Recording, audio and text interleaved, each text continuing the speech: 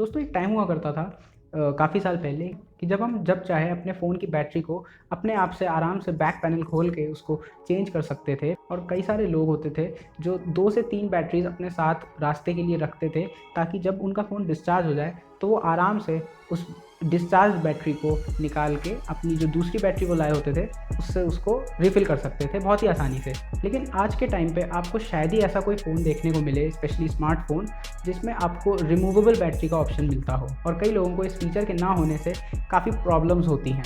तो चलिए आज की इस वीडियो में जानते हैं कि क्यों आज ऑलमोस्ट हर स्मार्टफ़ोन में आपको सील्ड बैटरीज़ का ही ऑप्शन देखने को मिलता है। तो हे गाइस, मेरा नाम है अभिषेक, आप देख रहे हैं टेक टू द कोर। बिना किसी देरी के इस वीडियो को शुरू करते हैं। Let's get started.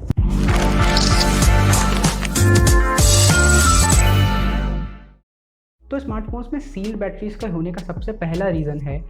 कि इससे बैटरी की कैपेसिटीज़ कंपनीज़ काफ़ी ज़्यादा बढ़ा सकती हैं। इससे बैटरी कैपेसिटी बढ़ाई जा सकती है क्योंकि इससे कंपनीज़ को बैटरी की सेफ्टी के लिए एक एक्स्ट्रा बैक पैनल लगाने की ज़रूरत नहीं पड़ती है डिज़ाइन में, जिससे बहुत ज़्यादा स्पेस बच सकती है और कंपनीज़ अलग अलग शेप्स की बैटरीज़ को एकोमोडेट कर सकती हैं और उन्हें मैन्युफैक्चर कर सकती हैं एक्सक्लूसिवली उस डिवाइस के लिए जिसको वो बेचना चाहती हैं। तो मिसाल के तौर पर iPhone 10 की बैटरी L शेप की होती थी, जिससे उन्होंने काफ़ी ज़्यादा जगह बचाई थी अपने फ़ोन में और उससे बैटरी की कैपेसिटी भी काफ़ी ज़्यादा बढ़ गई थी। अगर यही बैटरी एप्पल रिमूवेबल देने की कोशिश करता तो मुझे यकीन है कि इतनी बड़ी बैटरी कैपेसिटी वो नहीं दे सकता था और उसके बावजूद उस फ़ोन में इतनी जगह नहीं बचती। नॉन रिमूवेबल बैटरीज़ होने का दूसरा रीज़न है कि पहले ऐसा होता था कि अगर फ़ोन की बैटरी थोड़ी सी बेकार हो जाती थी तो लोग किसी भी लोकल कंपनी की बैटरीज़ को उस पर इंस्टॉल करा देते थे, उस पर लगा देते थे उस फ़ोन में। उस डिवाइस की ओवरऑल परफॉर्मेंस पे बहुत ज़्यादा असर पड़ता था और वो अपने पोटेंशियल जितना परफॉर्म नहीं कर पाते थे।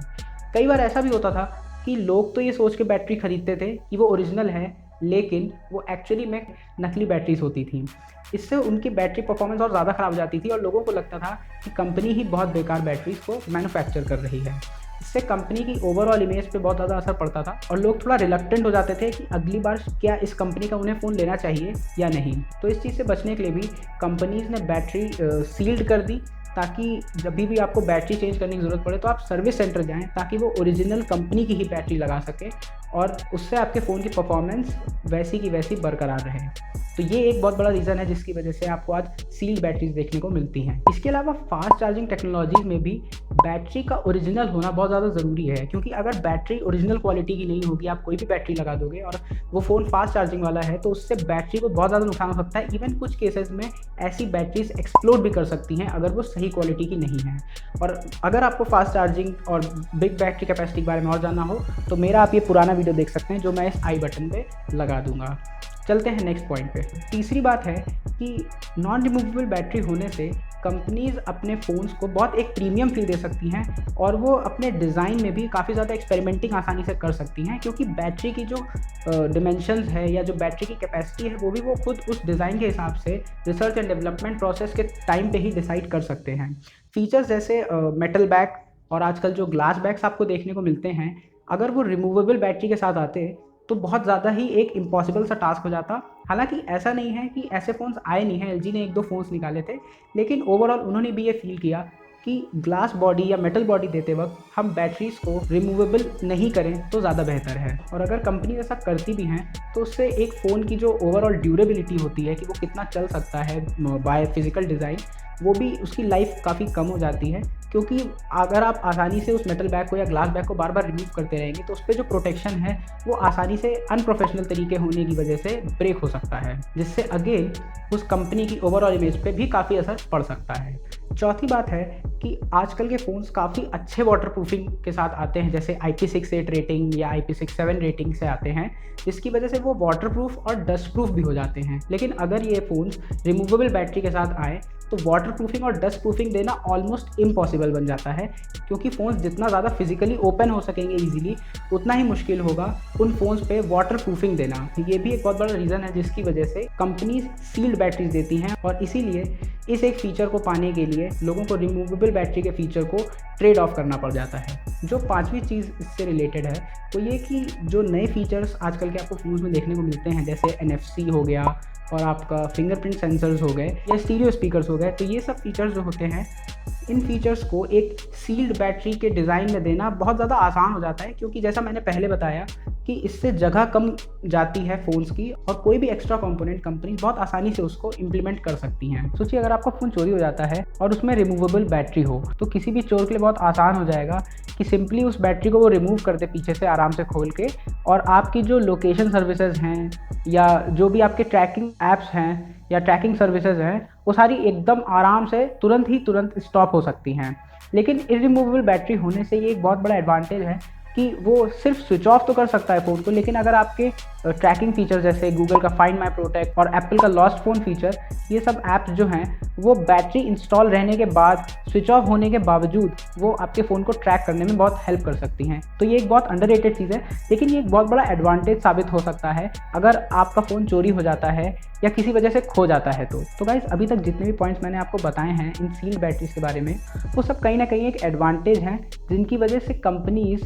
नॉन रिमूवेबल बैटरी को ज़्यादा यूज़ करती हैं आजकल ऑलमोस्ट सारे स्मार्टफोन्स में। लेकिन जो सबसे मेन रीज़न है जिसकी वजह से कंपनीज़ आपको ऐसी सील्ड बैटरीज देती हैं, वो रीज़न मैं आपको बताता हूँ। तो इसका सबसे बड़ा रीज़न ये है कि क्योंकि आपके फ़ोन में एक बैटरी ही ऐसी चीज़ होती है जो समय के साथ, यानी जिस दिन से आपने अपने फ़ोन को यूज़ करना शुरू किया होता है, उसी दिन से वो लगातार डिग्रेड होती रहती है और वो धीरे धीरे उसकी जो ड्यूरेबिलिटी है या जो उसकी कैपेसिटी है वो कम होती जाती है, और आप इसके लिए कुछ भी नहीं कर सकते हैं। क्योंकि ऐसी बैटरीज होती हैं लिथियम आयन बैटरीज, जिनकी एक प्रॉपर लाइफ साइकिल होती है। आप उसको कितने भी अच्छे से चार्ज करें, एक उसकी पर्टिकुलर लाइफ साइकिल के बाद वो बैटरी डिग्रेड होने लग जाती है और एक टाइम के बाद वो ख़त्म सी होने लग जाती है उसकी लाइफ। और अगर आप अपने फ़ोन को बहुत अच्छे से रखते हैं, बहुत अच्छे से मेंटेन रखते हैं, उसको फिजिकली गिराते नहीं हैं या उसको कहीं भी आप ऐसे रफली यूज़ नहीं करते हैं, तो सिर्फ एक ही ऐसी चीज़ बचती है जो टाइम के साथ साथ लगातार डिग्रेड होती रहेगी, वो है बैटरी।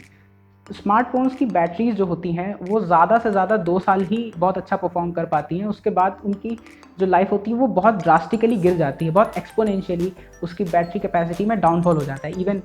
एप्पल ने भी पब्लिकली क्लेम किया था कि 500 चार्ज साइकिल्स के बाद एक एवरेज लिथियम आयन बैटरी जो वो अपने फ़ोन में देते हैं, वो 80% ही उसकी लाइफ रह जाती है 500 चार्जिंग साइकिल्स के बाद। तो इसका मतलब ये है कि अगर आप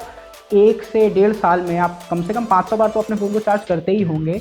तो 1 से 1.5 साल के बाद आपकी बैटरी सिर्फ 80% रह जाती है। यानी अगर आपकी बैटरी फॉर एग्जांपल 4000 mAh है जब आपने उसको ख़रीदा है, तो 500 चार्जिंग साइकिल्स के बाद उसकी कैपेसिटी सिर्फ और सिर्फ 3200 mAh के आसपास ही रह जाएगी, जो कि एक काफ़ी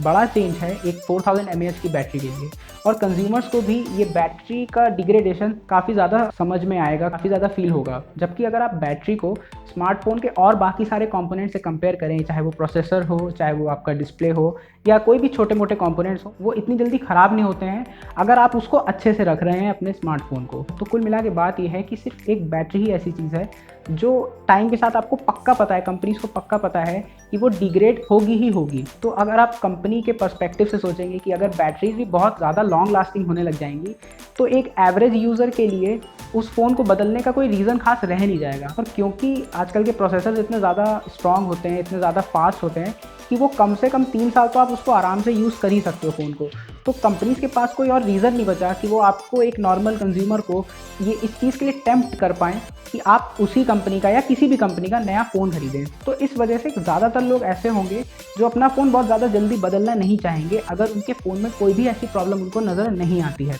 तो इसीलिए कंपनीज़ सील्ड बैटरीज देती हैं, जिससे आपके फ़ोन की अगर बैटरी ख़राब होने लग जाती है, तो क्योंकि कॉस्ट इतना ज़्यादा होता है इंडिविजुअली बैटरी को चेंज कराने का, तो ज़्यादा से ज़्यादा लोगों की कोशिश ये रहेगी कि बैटरी चेंज कराने से अच्छा है कि फिर नया ही फ़ोन ले लेते हैं, जिससे कंपनीज़ को काफ़ी ज़्यादा प्रॉफिट होगा। और ये काफ़ी हद तक ठीक बात भी है, क्योंकि अगर कंपनी से हम इनोवेशन चाहते हैं या ये चाहते हैं कि कंपनीज सस्ते दाम में हमें नया इनोवेशन देती रहें, नई नई टेक्नोलॉजीज़ देते रहें, तो ये ज़रूरी है कंपनीज़ के लिए कि उनका लगातार प्रॉफिट होता रहे और वो लगातार अपने फ़ोन्स को बेचते रहें। तो ये एक बहुत स्ट्रैटेजिक पॉइंट है जिसकी वजह से हम लोगों को सील्ड बैटरीज ही ज़्यादातर फ़ोन्स में देखने को मिलती हैं। और इसीलिए मैं कहता हूँ कि फ्यूचर में भी आपको रिमूवेबल बैटरीज शायद ही देखने को मिले कभी। तो गाइज़ ये सब कुछ मेन रीज़न्स हैं जिनकी वजह से आपको आजकल सारे ही फ़ोन्स में नॉन रिमूवेबल बैटरीज़ देखने को मिलती हैं। और आप मुझे बताइए कि आपको किस तरीके की बैटरीज़ पसंद हैं, रिमूवेबल बैटरीज़ पसंद है या नॉन रिमूवेबल बैटरीज़ पसंद है, तो ये आप मुझे बता सकते हैं कमेंट सेक्शन में। और अगर आपको ये वीडियो अच्छा लगा हो तो इस वीडियो को लाइक कीजिएगा, शेयर कीजिएगा इसे अपने फैमिली और फ्रेंड्स में। चैनल को सब्सक्राइब कीजिएगा अगर आपको ऐसी ही वीडियोस पसंद आती हैं तो। और हाँ, नोटिफिकेशन बेल आइकन को भी ज़रूर से दबा दीजिएगा। मिलते हैं नेक्स्ट वीडियो में, तब तक के लिए गुड बाय।